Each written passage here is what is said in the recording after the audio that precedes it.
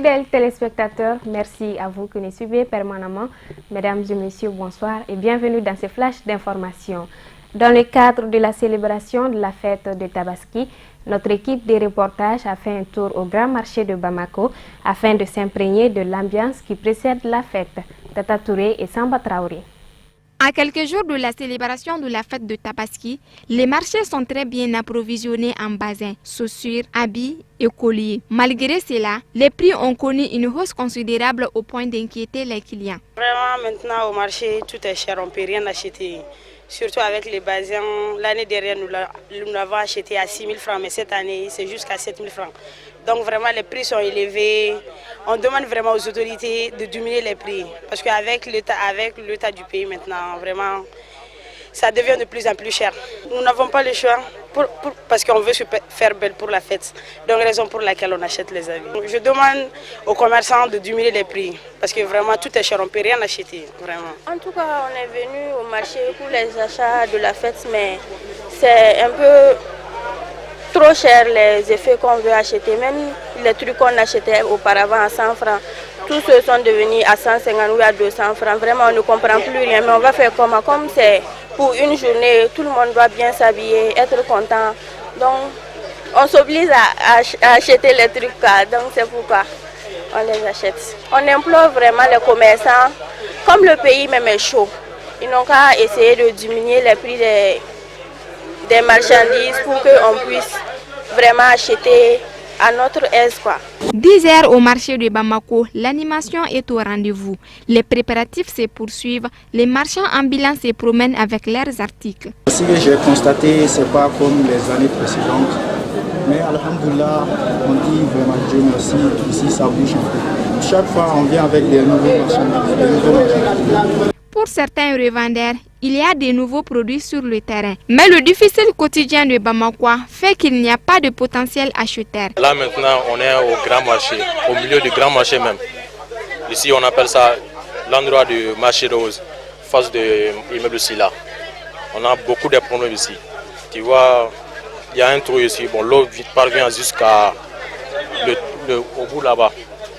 Ça nous dépasse ici, tous nos clients nous dépassent. On n'arrive même pas à vendre nos marchandises là. Donc on a beaucoup de problèmes ici. Si les autorités peuvent chercher un problème à ça, ça nous fera vraiment plaisir. Parce que tu vois, les clients nous dépassent.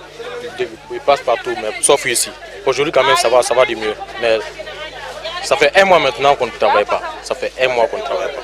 Vraiment, par rapport à la fête là, vraiment en ce moment ça va un peu vraiment. Bon, vraiment les marchés là ça va un peu vraiment. Mais à l'approche de la fête, bon, vraiment les perles là, bon, souvent ça varie, bon, souvent ça, bon, parce qu'il y a beaucoup de marchandises qui sont un peu manquées quoi. Mais vraiment les marchés quand même, vraiment alhamdoulilah. Bon, chaque moment il y a des produits qui doivent venir quoi. Chaque moment, bon, dans un mois, 2 mois, bon, tout le temps, bon, il y a des marchandises il y a de nouveaux marchandises qui viennent quoi. Il ne reste plus qu'aux autorités de venir en aide aux citoyens qui ne souhaitent que fêter dans la dignité. À quelques jours de la fête de Tabaski, les préparatifs vont bon train. Pendant que les hommes s'activent pour acheter des moutons, les femmes n'ont qu'un seul souci, se faire belle. Notre équipe de reportage a fait un tour également dans les salons de beauté et de couture. Ousmane Sogouré et Mohamed Sidibé. La fête de Tabaski, l'occasion parfaite de se faire belle. Dans les salons de coiffure, pour l'instant, ce n'est pas la grande affluence. Le constat est plus ou moins amer. Les promotrices des salons pensent que c'est à cause de la cherté de la vie. Je peux dire que ça va un peu, mais pour le moment quand même, les gens n'ont pas encore commencé à venir se coiffer. Bon, je peux dire que cette année, c'est un peu difficile par rapport aux autres années.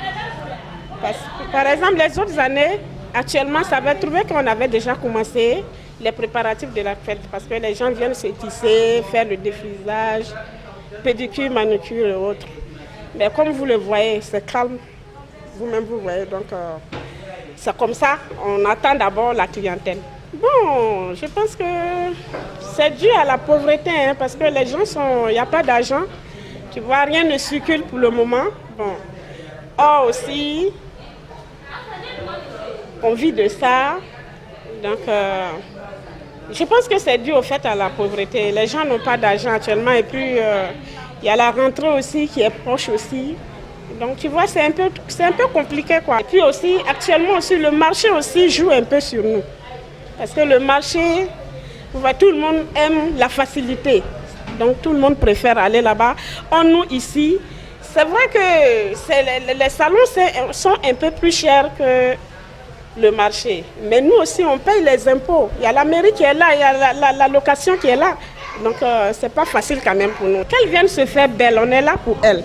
Le salon là est là pour elles. Donc elles viennent se faire belle et ça ira. Malgré cette tendue, quelques clientes sont sorties tôt pour se coiffer avant qu'il y ait des quais interminables. Les femmes mariées doivent se coiffer tôt pour donner la place aux enfants. Les célibataires et les femmes mariées n'ont pas le même programme. Il faut éviter les rangs dans les salons, de risque de ne pas trop durer.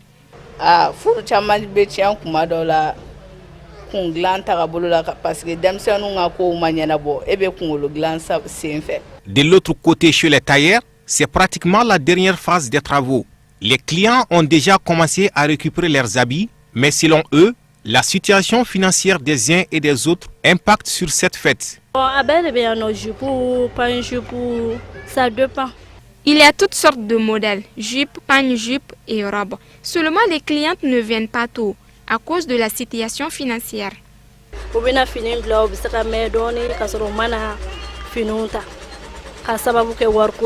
Non, c'est la race au marché avec un don noir. Vraiment, ça va. Il y a beaucoup de marchés, mais les femmes n'ont pas d'argent. On ne donne pas de faux rendez-vous. Seulement, les clientes viennent tard et veulent récupérer leurs habits tôt. C'est cela qui complique notre travail.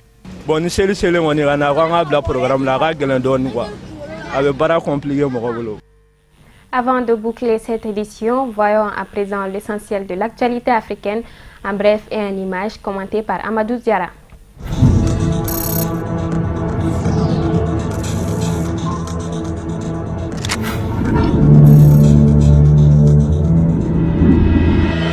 Jour de grève, c'était ce mercredi 7 septembre au Burkina Faso, un mouvement lancé par le syndicat national des travailleurs de l'information et de la culture.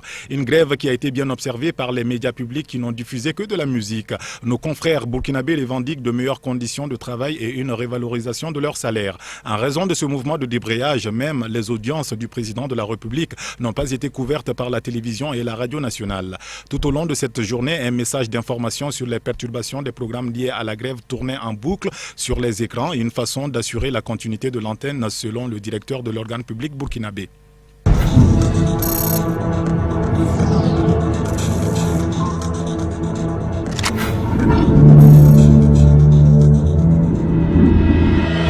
Réunion de 2 jours à partir de ce jeudi 8 septembre entre les États d'Afrique de l'Est pour un sommet extraordinaire.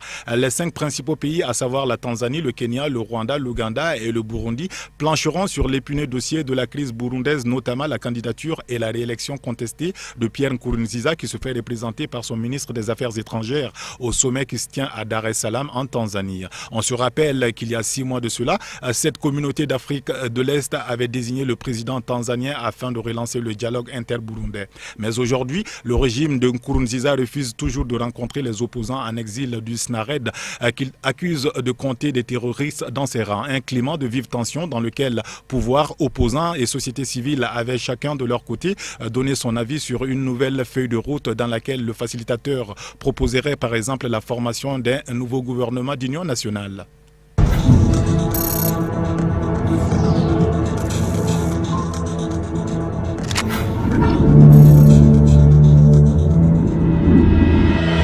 Un climat de peur et de psychose qui règne à nouveau en Tunisie à cause des menaces prises très au sérieux. À la base, le groupe djihadiste lié à l'attentat du Bardo en 2015. Alors que l'État tunisien avait annoncé sa neutralisation, la katiba djihadiste Okba Ibn Nafi, identifiée comme la plus grande menace sécuritaire pour le pays, a renouvelé cette semaine ses menaces contre les autorités tunisiennes. Rappelons que c'est en 2012 que ce groupe salafiste djihadiste qui dépend d'Aqmi à Al-Qaïda au Maghreb islamique a signé ses premiers attentats. Des menaces proférées à partir du compte Twitter de la Katiba. Il y a quelques jours, ce groupe a reconnu être derrière l'attentat qui a tué le 29 août dernier au nord-ouest de la Tunisie 3 soldats tunisiens.